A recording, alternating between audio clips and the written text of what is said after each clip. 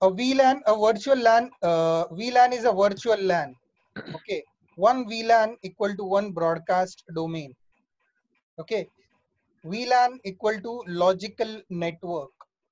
What is the need of VLAN? To segment the network, segmentation, security, for security purpose, network flexibility. Now, what is the need of VLAN? Why we need a VLAN? Why we need VLANs in a network? To create many um, To limit the number of broadcasts. To limit the number of? To logically divide the network into subparts. Yes, to logically divide the network. To logically divide the network into different, you can say divides a single broadcast domain into multiple broadcast domain.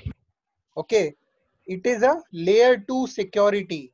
What it is a layer 2 security. It divides a single broadcast domain into multiple broadcast domain. Okay, now how many VLANs we can create? Create 1 to 1001, sir. 2000 VLANs, I think. Sorry? 1 to 1000 is normal VLAN, and from 1000 onwards it's extended VLAN. Yes. So we can create 2 to 1001 VLANs. We can create 2 to 1001 VLANs. Okay. And they can be configured only on manageable switch. Manageable switch. Okay. What is the benefits of VLAN? Benefits of VLANs are limit the number of broadcast. Now suppose I'm having an example. This is my switch. Okay, this is my one PC over here. This is my one PC over here. Okay, they both the PCs are in one VLAN 10. Okay, one PC is over here also, and this PC is in VLAN 20. Okay, now whatever the broadcast will be received from the PCs that are there in the VLAN 10, which will be only limited to the PCs that are there in the VLAN 10. It will not get broadcasted to the VLAN 20. Okay, so this is the benefit, that to limit the number of broadcast, better performance, security. Now what is security? See, if we want that a department, there are two departments. Suppose this is sales and this is marketing. Now we want that sales department should not get the access of marketing department's data. So what we can do, we can put the users in different VLANs so that they cannot communicate with each other. Okay, they cannot communicate with each other. This is something known as layer 2 security. Layer 2 security.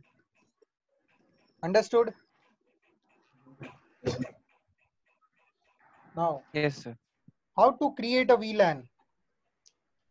How to create a VLAN? switch configuration. And its number. Inside the switch, you have to configure the. See over here, some can support 250 user-defined VLANs. Default Ethernet VLAN is VLAN 1. The default VLAN is VLAN 1. This will be in all the Ethernet switches. VTP Edwards on VLAN 1.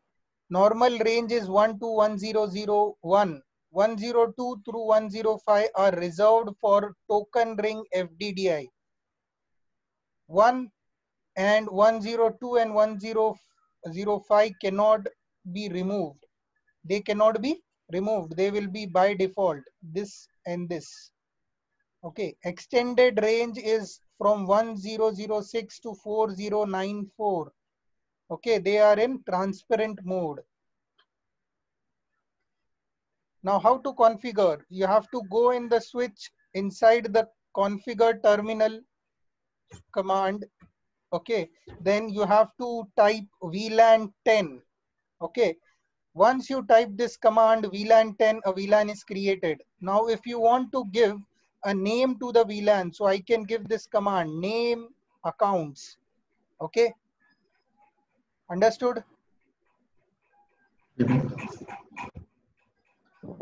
Now what all are the switch ports? Different ports on the switch. The first one is access port. Now what do you mean by access port? Connecting to end-to-end device. Sorry, Connecting to end devices, sir. connecting to end devices. Hari, Yes, sir. okay. Only a particular VLAN traffic will be allowed in access ports. Okay, who said this? Arjun, sir. Arjun. Only a particular VLAN traffic. Yes, sir. Okay. Yeah. So Trunk ports carry all traffic. okay. So a port on a Swissco switch either can be access port or a trunk port. Okay. Access port belong to a single VLAN. A single VLAN.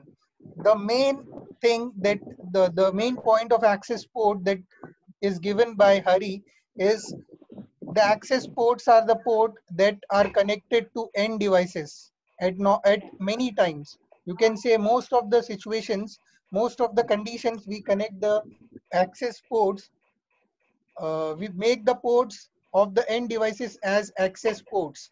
Okay. So access ports belongs to a single VLAN. So the same example that I have given you over here, I have multiple PCs over here, multiple users. If I keep both these PCs in VLAN 10, okay, this port will be only in VLAN 10 at a time. Okay, this port will be in VLAN 10 at a time. It cannot carry the information of VLAN 20. Okay, so this is something known as VLAN, single VLAN, and do not provide any identifying marks on the frames that are passed between switches. Okay, so they also they do not provide any identification marks. You can say they do not give any tags, as the trunk port attaches a tag to every frame. Okay, whenever it is forwarding the traffic, it will attach a tag that this frame is of particular VLAN. Suppose VLAN 10, this frame belongs to VLAN 10. Okay, now access port also carry traffic that comes from only VLAN assigned to port. Okay, so suppose VLAN 10 is assigned to this, so it will carry only VLAN 10 traffic. It will not carry VLAN 20 traffic. Understood?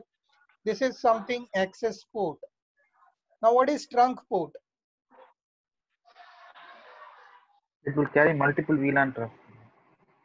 It will carry multiple VLAN traffic. Trunk port is a port that is assigned to carry a traffic for all the VLANs that are accessible by a specific switch. A process is known as trunking. Okay, so what we did, so either if we are using, if you are not using trunk, then what will be the scenario? If you are not using trunk, suppose we are having two switches, we are having multiple VLAN traffic on the switches, suppose 1, 2 and 3. We have 3 VLAN traffic. So what we have to do if you are not using trunk ports? What we have to use? We have to use 3 physical connection between the switches. For one VLAN, we have to use 1 physical connection. Okay. So what will happen? The cable cost will get increased. Okay. Also, it will be very complex. Suppose if I am having 100 VLANs, then I have to make 100 physical connection, which is not possible. Okay, so this is not feasible. So what we can use, we can use a trunk port. So what the trunk port does, trunk port will carry multiple VLAN information. We will have a single physical connection. Okay, and we will make the switch port as trunk. We will make both the ports of the switch as trunk, so it can carry multiple VLAN information. Trunk port marks the frame with unique identifying tags, either 802.1q tags or inter-switch link ISL tags. Okay, so we have seen in CCNA that we have two types of trunking protocols. Either it can be 802.1q or ISL. Okay, so we are using 802.1q. Okay, .1q you can say, .1q protocol we are using. Okay, so switch, the trunk port marks the frame with the unique identifying tags. So what the trunk port will do, it will mark the, it will add a tag to the switch, frame. It will add a tag to the frame and then it will forward to another switch that this is the information for this particular VLAN. Understood? Yes, sir. Multi-layer switch. What is the use of multi-layer switch? Multi-layer switches can be, you can say layer 2 and layer 3 at both the time. So they can perform layer 2 also and layer 3 also. They can perform switching also and routing also at the same time. Okay, so suppose in some scenarios you will be needing a router also and a switch also. So okay, so what you can use a layer 3 switch, no need of an extra router. Okay, no need of an extra router. See in this example, suppose I am having a server over in my company, okay, and I have to reach the server. Okay, it is in another VLAN, it is kept in another VLAN. So as we have seen some inter VLAN concept in CCNA. So inter VLAN concepts, what does the inter VLAN concept says? That if we want to go outside the network, or if two VLANs need to communicate with each other, then what they need either a layer 3 device. It can be done by a layer 3 device. So how it can be done? First you have to enable the IP routing. IP routing must be enabled. Then IP address are assigned to SVI, switch virtual interface. SVI, switch virtual interface. And that IP address are configured as default gateway of the clients. Understood? Yes, See sir. guys, we are learning the basic things, basic switching concepts that are there in CCNA also. So we need some revision about the basic switching concepts. Okay, because to understand the further parts of switching that is there in this our syllabus, we need some basic knowledge. So we are understanding the basic knowledge. So are you people getting what I'm teaching you? Yes, sir. Yes, sir. Yes, sir.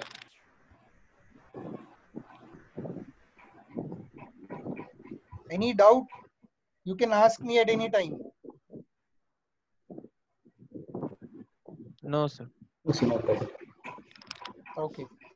So see, this is the format. What we have to do, we have to assign an IP address to switch virtual interface. What we have to do, we have to create. Suppose I am having a VLAN 10. Okay, I am having a VLAN 10. So what I will do, I will create a VLAN, I will create an interface. Interface VLAN 10. And I will assign IP address to this interface. This will be my virtual IP address. This will be my virtual interface, you can say. Virtual interface. Virtual interface. It is not physically connected. It is virtual interface. So it is known as switch virtual interface. So I have to assign an IP address to switch virtual interface, and that IP address are configured as the default gateway of the clients. Now, this is my VLAN 20 PC. What I will do, I will assign a IP address to it and I will give the default gateway to it.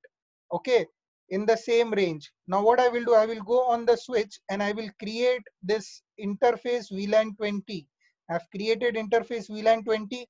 I've given the IP address to the interface 10.1.1.2, which I have given the gateway to my end device,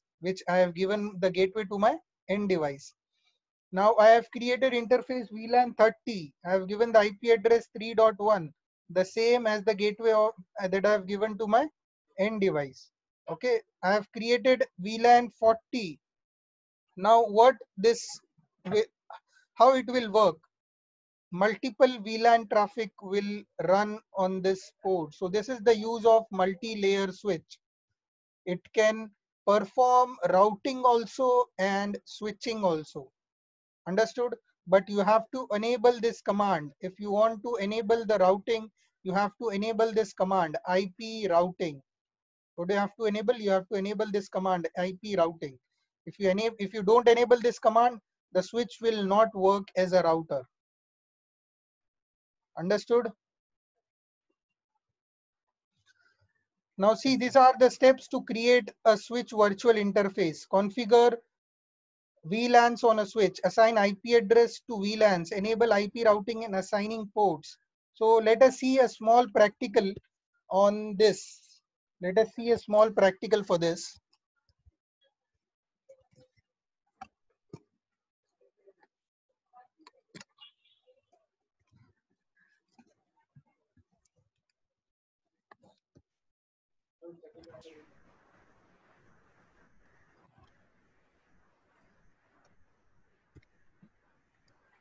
So you should download the packet tracer. Okay, for you can say for practice, you can download the packet tracer app. Okay.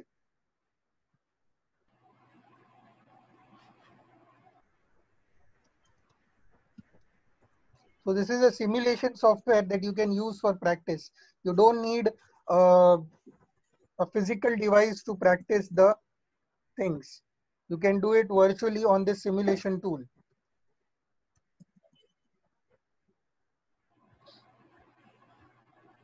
So our entire CC and PN core will be on packet tracer or GNS3 also?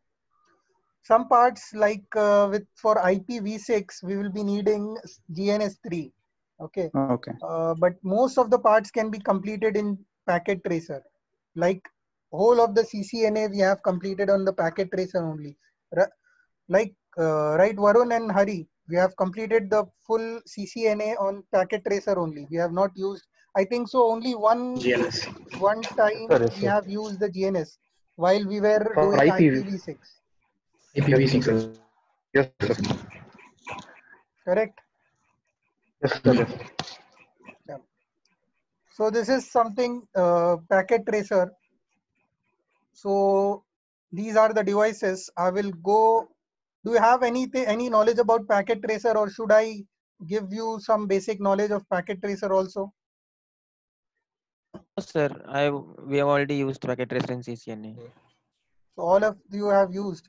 Yes, Ayan, sir. I cannot hear you. Yes, sir. Sir, even I have used this. Okay. So all of you have the basic knowledge of packet tracer. So we'll move further. Okay, we have taken a layer 3 switch. Okay, what we will do, we'll connect some PCs over here. Okay, as per our diagram given over here. See, this is under VLAN 10, this will be under VLAN 20. Okay, so this is our multi-layer switch. Okay, what we will configure, the first step is configure VLAN on the switch. Okay, I will configure two VLAN, VLAN 10 and VLAN 20. VLAN 10 will be given the name sales and VLAN 20 will be given the name as marketing. Okay, I will make the connections between them.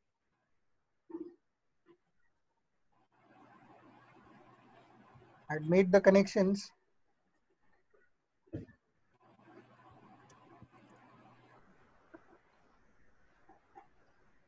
Okay, I've made the connections over here. Now what we will do, we'll first create two VLANs. Then the next step that we will be doing, we will assign the IP address to the VLAN and VLAN 20. We'll create virtual interface VLAN 10 and VLAN 20.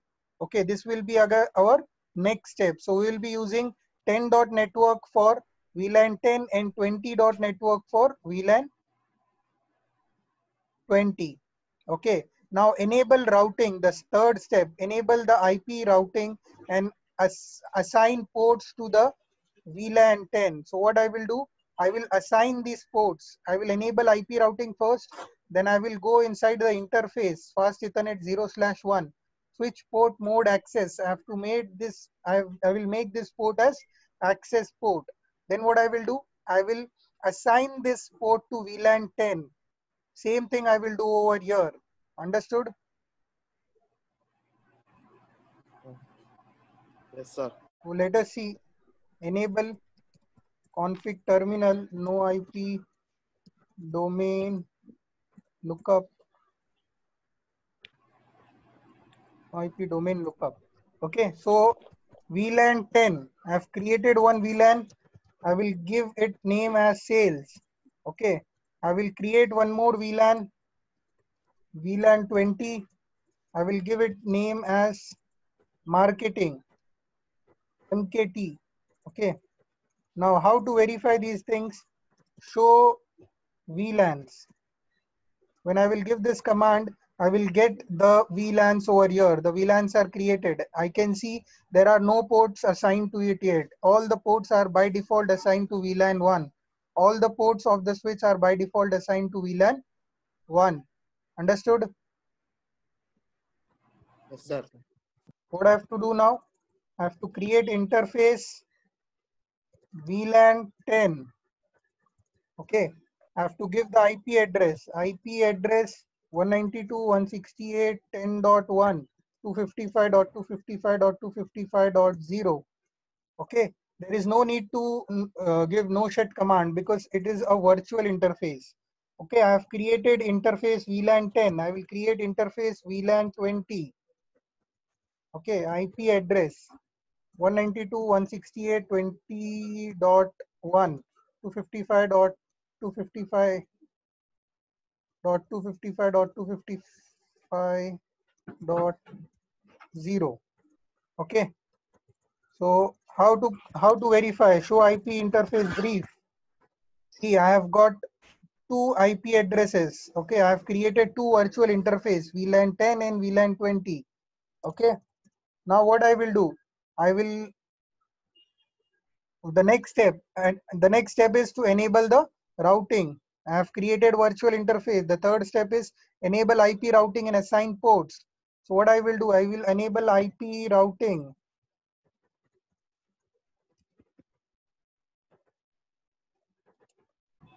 IP routing. Okay, I have enabled the routing.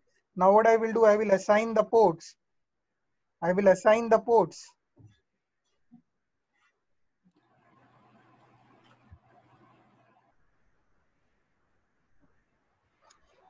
Just a second, guys.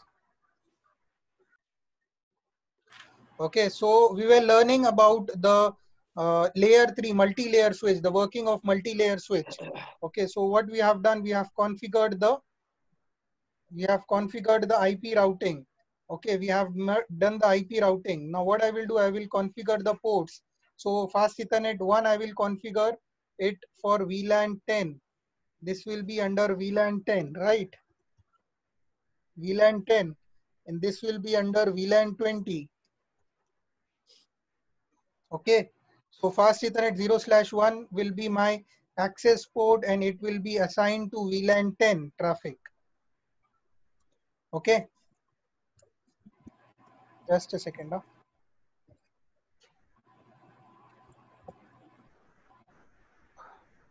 Now, interface fast Ethernet 0/1, switch port mode access, switch port access VLAN 10.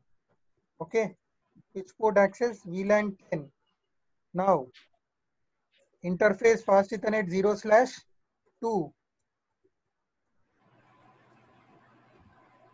switch port mode access, switch port access VLAN 20. Okay. Now how to verify? How to verify these things? Check the interface on switch. I have checked the interfaces on the switch. I have created virtual interfaces. Okay. So this is the working of the you can say multi-layer switch, a multi-layer switch. Understood what you can do on multi-layer switch? Yes, sir. Yes, sir. Any doubt till here?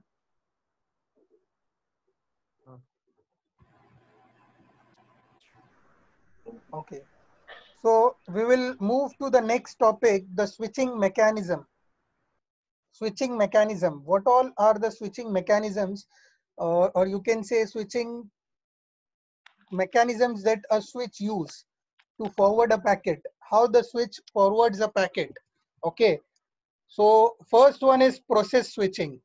Process switching. So what is process switching? This is the slowest method. Every packet is examined by CPU and all forwarding decision is made in software. So see what will be the how the packets will be forwarded. Okay, so what will happen? See, this is the incoming traffic. The incoming traffic, the packet flow. The packet flow will always go to the CPU. Okay, control plane. the control plane will then verify all the things, and it will send to the end locations, to the destination. Okay, so this is very slowest method. Every time it will go to the control plane, the control plane will give the decision.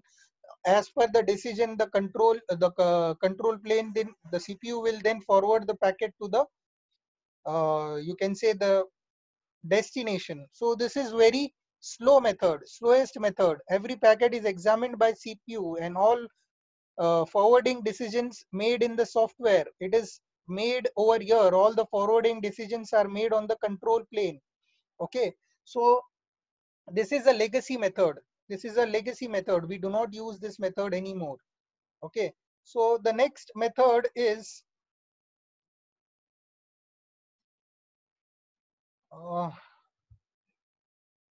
fast switching, or you can say route caching. Route caching. Now, what is route caching? It is a faster method as compared to the process switching. Now, first packet in each flow is examined by CPU, and the forwarding decision are cached in the hardware for subsequent packet flow. Now, suppose I'm having a data flow. Okay, so the data's first packet, every first packet of a particular data flow, suppose I'm sending a data, so only one packet will go to the CPU. The CPU will retransmit it to the destination, and also it will give the cache memory a forwarding information. Okay, on the data plane only, it will, what it will give, it will give a forwarding information to the data plane. It will give forwarding information to the cache memory, that this is the forwarding information for this subsequent packets for this data flow.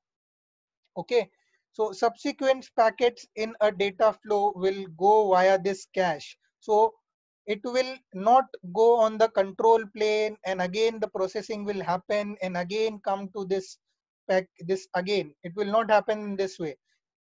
It only the first packet will go to the control plane, all the processing will get happened, and it will forward the first packet to the destination. Then it will have it will forward the it will share the forwarding information to the cache memory, fast cache memory, you can say, so that whenever the next packet is coming for this data, it will be directly forwarded without wasting any time. Understood? This is the second method, fast switching, route caching method, you can say. Now the third and very important type of you can say switching mechanism, how the switch works, is, you can say, Cisco Express Forwarding. Cisco Express Forwarding, CEF. The full short form is CEF. Fastest method, hardware forwarding table is created regardless of traffic flows, and all packets switched using hardware. Okay, now what will happen? Just a second, guys, just a second.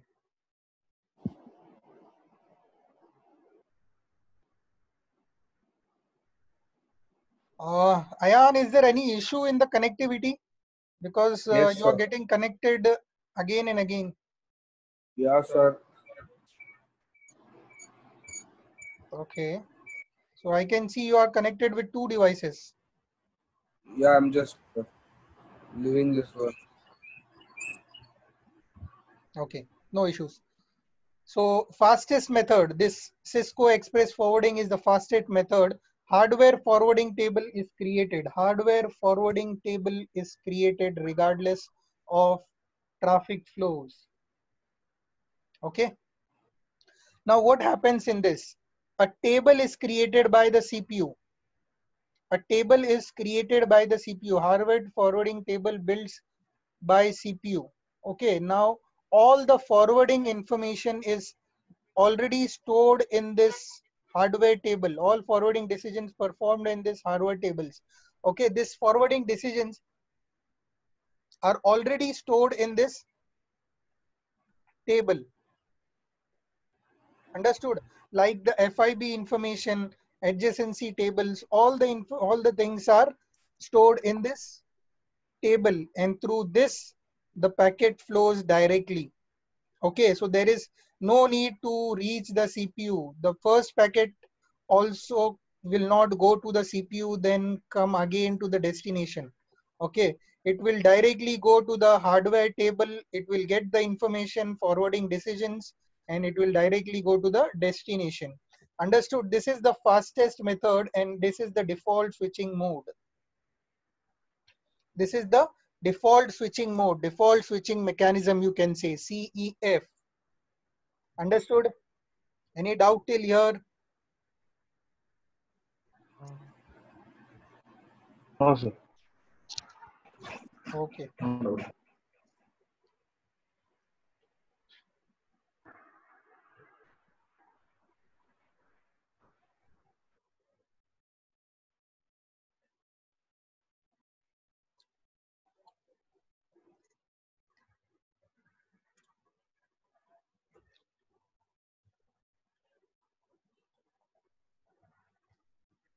Now we will see network design basics.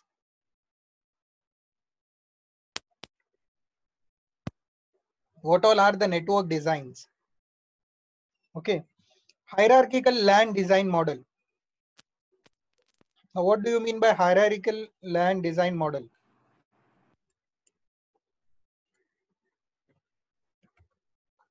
Divides each network architecture into modular layers. What it does?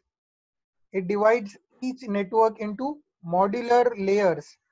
Each layer implements a specific function, makes the network easier to scale, provides fault isolation.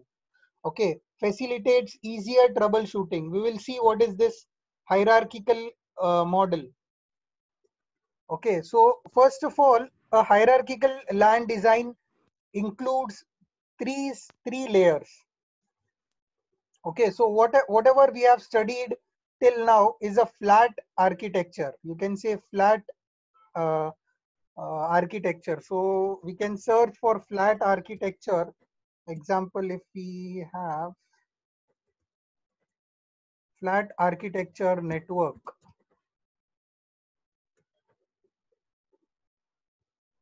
Let me check.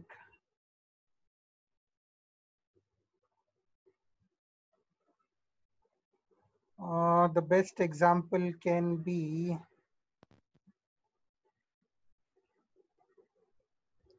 see, this is the flat architecture. This is the basic example of a flat architecture.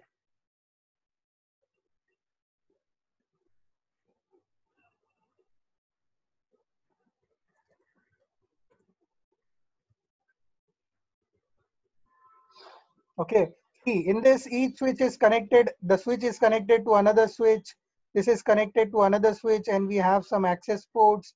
Okay, we can have a trunk port over here. So this is one large broadcast domain. What it is? One large broadcast domain. Okay, flat switched network. This is a flat switch network. In that we are having only access layer switch. Okay, access layer switch. Now, what do you mean by a hierarchical LAN design?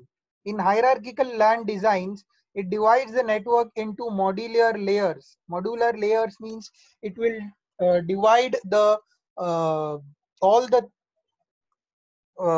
you can say functions into different layers. Each layer implements a specific functions.